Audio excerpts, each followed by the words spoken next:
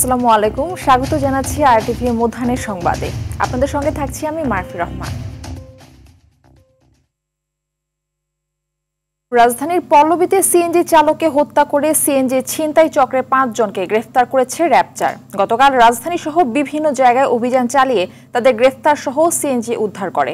সকালে সংবাদ সম্মেলনে অধিনায়ক লেফটেন্যান্ট কর্নেল মোহাম্মদ মাহবুব আলম জানান, 6 থেকে 7 জনের একটি গ্রুপ সিএনজি ছিনতাইয়ের পরিকল্পনা করে। 15 মে সন্ধ্যায় যাত্রী সেজে তারা শ্যামলী থেকে সিএনজিতে ওঠে। তারপর 60 ফিট হয়ে বিভিন্ন জায়গা ঘুরে পল্লবী এলাকায় সিএনজি চালক আব্দুল মজিদ বাচ্চুকে হত্যা করে লাশ ফেলে পালিয়ে যায়। র্যাব জানায়, এই ঘটনার মূল পরিকল্পনাকারী মুসা, সৌরভ ও ইয়াসিন। মাদকাসক্ত এই চক্রটি আগে থেকেই চুরি ও ছিনতাইয়ে জড়িত বলে জানানো হয়। এদিকে সাভারে রং মিস্ত্রি শাহিন হত্যার ঘটনায় প্রধান আসামি মেহেদী হাসানকে একটি বিদেশি রিভলভার সহ গ্রেপ্তার করা হয়েছে।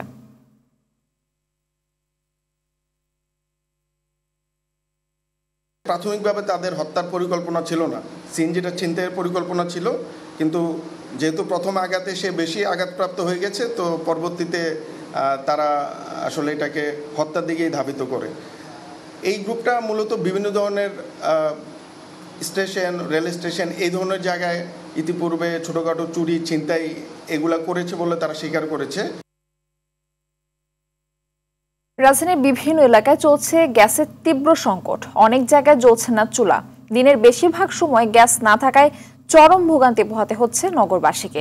কখনো ভোরে আবার কখনো গভীর রাতে গ্যাস আসে, তাও স্থায়ী হয় ঘন্টা খানেক।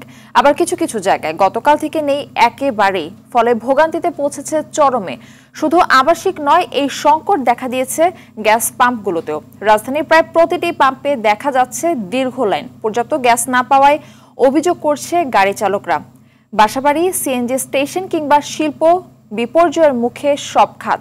সংশ্লিষ্টরা বলছে, আগে থেকে চলা সংকট গত 3 সপ্তাহে প্রকট রূপ নিয়েছে। চালক রাতে 4টা বাজে যদি গ্যাস নেয়, ও সারাদিন গাড়ি চালাবে কিভাবে? দেখা যাচ্ছে 2 ঘন্টা সিরিয়াল দিয়ে আমরা 180 টাকার কি 150 টাকার গ্যাস পাই। এই অবস্থা, আমাদের ভোগান্তির শেষ নাই। 2 ঘন্টার পরে 1 ঘন্টা পরে মেশিন অফ থাকে, আবার প্রেসার উঠা, আবার 1 ঘন্টা পরে আবার 10-15-20 মিনিট পরে আবার আধা ঘন্টা পরে দেয়। গ্যাস না থাকার কারণে আমরা গ্যাস দিতে পারতেছি না। কিছুক্ষণ বন্ধ রেখে তারপরে আবার এই করে ফিরিয়ে তারপর আমরা গ্যাস সাপ্লাই চালু করে দেই। সরবরাহ বাড়ায় রাজধানীর বাজারে কমেছে বেশিরভাগ সবজির দাম। এছাড়াও কমেছে মাছ ও মুরগির দাম। 160 টাকা দরে ব্রয়লার আর সোনালী মুরগি 250 টাকায় বিক্রি হচ্ছে। তবে অপরিবর্তিত রয়েছে দেশি মুরগির দাম। এদিকে চালের বাজারে কিছুটা কমেছে চিকন মিনিকেট মোটা চালের দাম, যেখানে মিনিকেট বিক্রি হচ্ছে কেজি প্রতি 70 থেকে 72 টাকায় এবং মোটা চাল 56 টাকায়। আর পর্যাপ্ত সরবরাহ কিছুটা স্বস্তিতে সবজির বাজার। বেগুন জাতভেদে 40 থেকে 60 টাকা, টমেটো 50 টাকা, ঢেঁড়স 30 টাকা কেজিতে বিক্রি হচ্ছে। বাজারে দ্রব্যমূল্য সাধারণের হাতের নাগালে রাখতে নিয়মিত বাজার নজরদারির দাবি ক্রেতাদের। করলা আগে বেচছি 60 টাকা 70 টাকা কেজি, 50 টাকা 40 টাকা কেজি বিক্রি করতে পারি। এখন বাজারের সবকিছু দাম কম, যেরকম ধরেন কাঁচা বাজার এখন মনে করেন হাতের নাগালে। গত সপ্তাহের তুলনায় দেশি সেম একই আছে। সোনালি হচ্ছে 250 টাকা আর ব্রয়লার হচ্ছে 160 টাকা। ইন্ডিয়ার নীলছি নাজির শালটা বন্ধ হওয়ার পরে আবার নাজির শালে 2-1 টাকা বাড়ছে। এমনিতে এই মিনিকেট চালের দামটা আপনার অনেক কমছে। কেজি প্রতি আপনার মিনিকেটটা চলতেছে এখন 70 থেকে 72 টাকা এরকমের মধ্যে আমরা বিক্রি করতেছি। কোরবানির ঈদ সামনে রেখে জমতে শুরু করেছে দেশের বাণিজ্যিক রাজধানী চট্টগ্রামের পশুর বাজার। হাটের পাশাপাশি খামার থেকে গরু কিনছেন সাধারণ ক্রেতা ও ব্যাপারীরা। সবচেয়ে বেশি চাহিদা রয়েছে মাঝারি আকারের গরুর। এবছর চাহিদার তুলনায় 35,387টি পশুর ঘাটতি রয়েছে জেলায়। চট্টগ্রাম থেকে সাইফুল মাহমুদের পাঠানো তথ্যচিত্রে বিস্তারিত জানাচ্ছেন আব্দুল হামিদ। কোরবানির ঈদের বাকি আর কিছুদিন। এবছর চট্টগ্রামে কোরবানিদাতার সংখ্যা বাড়ায় চাহিদা বাড়ার পাশাপাশি দামও বেড়েছে গরুর। হাটে গরু কেনার ঝামেলা এড়াতে অনেকেই খামারে আসছেন গরু দেখতে। ক্রেতারা বলছেন সংগ্রহ বেশি থাকায় দেখে শুনে খামার থেকে পছন্দের গরু কিনতে পারছেন তারা। প্রথমে অনলাইনে গরুগুলো দেখলাম, এরপর ওগুলাই এখানে ফিজিক্যালি দেখার জন্য চলে আসলাম। আর এখন অ্যাগ্রোগুলোতে অনেক কালেকশন আছে। 1 সপ্তাহ 10 দিন আগে কেউ নিচ্ছি, তো ওটা কোথায় রাখবো ওটা টেনশন থাকে, কিন্তু অ্যাগ্রো থেকে নিলে আরামসে থাকে। আমরা কোরবানি আগের দিন বলেন বা কোরবানির দিন নিয়ে যেতে পারি। স্বাস্থ্যবান ও ভেজালমুক্ত পশুর নিশ্চয়তা, সুন্দর পরিবেশ ও নানা সুযোগ সুবিধা দেওয়ায় খামার থেকে কোরবানির পশু ক্রয় করতে আগ্রহ দেখাচ্ছেন ক্রেতারা। মাঝারি সাইজের গরুর ভালো চাহিদা আছে এবং এবারও ইনশাল্লাহ 450টি গরু এম রেখেছে, আরো কিছু গরু রেখেছে যদি শর্ট পড়ে। আমরা ঘাসগুলো খাওয়াই আর আমাদের নিজেদের ফিডগুলো আমাদের গরুকে আমরা প্রোভাইড করে থাকি আর কি। জেলা প্রাণী সম্পদ কর্মকর্তা ডাক্তার মোহাম্মদ আলমগীর জানিয়েছেন, কোরবানি উপলক্ষে সব ধরনের সহযোগিতা দেওয়া হচ্ছে খামারিদের। এই বছরও ইনশাল্লাহ ভেটেরিনারি মেডিকেল টিম থাকবে, তারা প্রতিনিয়ত এগুলো নজরদারি করবে। গরুকে নেওয়ার পরে আমরা মনে করব যে ওদেরকে ভালো স্যালাইনের পানি খাওয়াবে, পরিষ্কার পরিচ্ছন্ন জায়গাতে রাখবে এবং কোরবানির দেওয়ার আগের দিন কোনো রকম কোনো খাওয়া দিবে না, শুধু সাদা পানি খাওয়ালে হবে। জেলায় 8,96,269টি পশুর চাহিদা থাকলেও কোরবানির জন্য প্রস্তুত আছে 8,60,882টি পশু। অন্যান্য জেলা থেকে পশু আসলে দাম কমবে বলে আশা সংশ্লিষ্টদের। অন্যদিকে ঈদের আগ মুহূর্তে ভালো বেচা বিক্রির প্রত্যাশা খামারি ও মৌসুমী ব্যবসায়ীদের। আব্দুল হামিদ, RTV। এই মুহূর্তে টাঙ্গাইলের একটি গরুর খামার থেকে আমাদের সঙ্গে সরাসরি যুক্ত হচ্ছেন সহকর্মী কামাল হোসেন। কামাল, ঈদুল আজহা ঘিরে খামারে পশুর বেচাকেনা কেমন দেখছেন জানাবেন।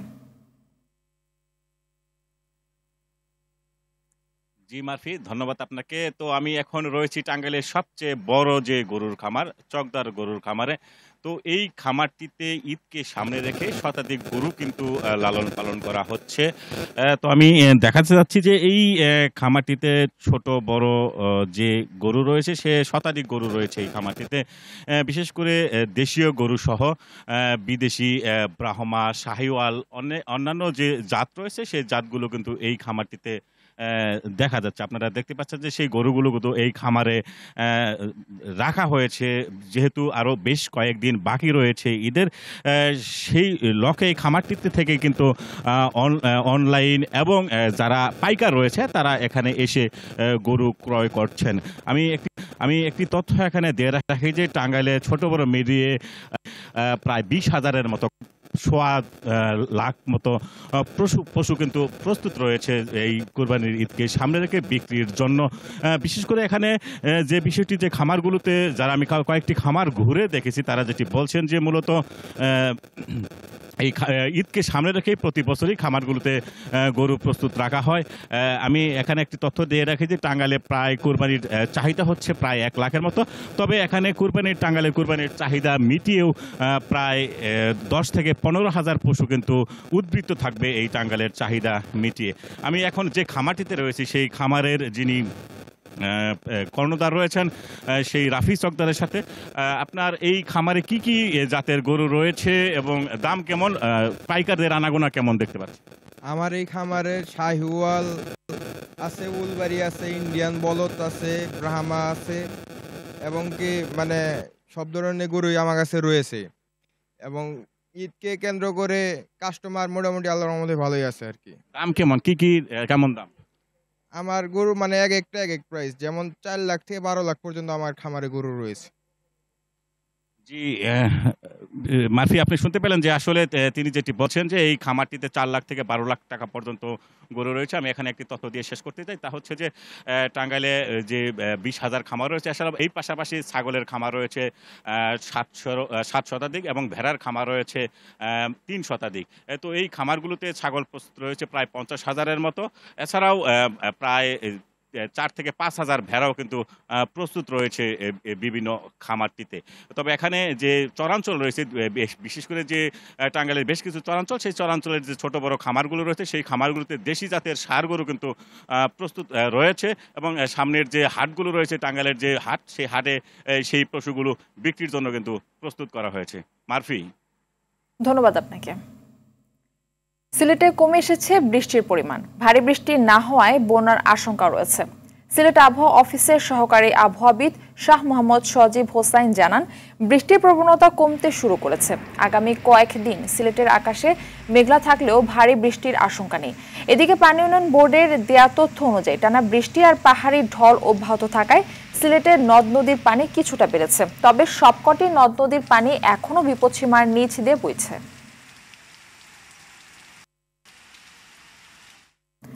জামালপুরে দশানী নদীর 3 কিলোমিটার জুড়ে তীব্র আকার ধারণ করেছে ভাঙন। নদী গর্ভে বিলীন হচ্ছে বসতভিটা ও ফসলি জমি।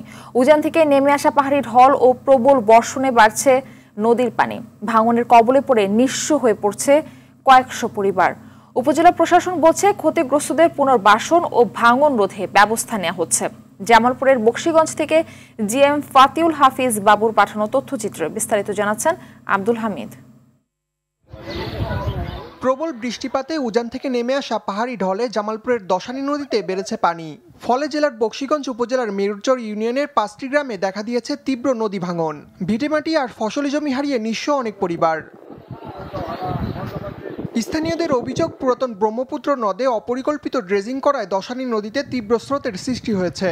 গত এক সপ্তাহ ধরে নদীর পাড় ভাঙলেও ভাঙন প্রতিরোধে এখনো কোনো ব্যবস্থা নেয়নি কর্তৃপক্ষ। সরকারের কোনো আজ পর্যন্ত কোনো উদ্যোগ আসে নাই বা সরকারের কোনো প্রশাসন কোনো লোক আসে নাই। এখন উপরে থেকে বৃষ্টি আসে, নিচ থেকে নদী ভাঙতেছে।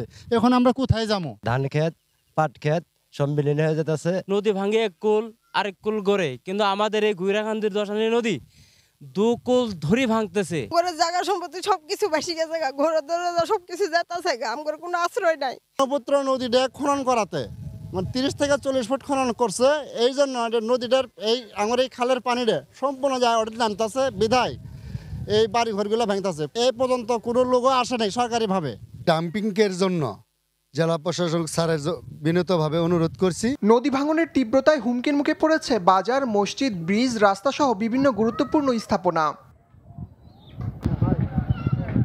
উপজেলা নির্বাহী কর্মকর্তা মোহাম্মদ মাসুদ রানা জানান, ক্ষতিগ্রস্তদের সহযোগিতার পাশাপাশি ভাঙন রোধে ব্যবস্থা নেওয়া হচ্ছে। আমরা বিষয়গুলো খুব গুরুত্ব সহকারে নিয়েছি এবং তাদের সবাইকে আমরা সরকারের পক্ষ থেকে সহযোগিতা করব। আমরা পানি উন্নয়ন বোর্ডের সাথে পরামর্শ করে আমরা এটার বিরুদ্ধে ব্যবস্থা নিব। দ্রুত বাঁধ নির্মাণ অথবা জিওব্যাগ ডাম্পিংয়ের মাধ্যমে ভাঙন প্রতিরোধে ব্যবস্থা না নিলে নদীগর্ভে বিলীন হয়ে যেতে পারে মেরুরচর ইউনিয়নের এই 5 গ্রাম। আব্দুল হামিদ, RTV। মধ্যাহ্নের সংবাদ এই পর্যন্তই। দুপুরের সংবাদ 2:45টায় দেখার আমন্ত্রণ রইল। ধন্যবাদ সবাইকে।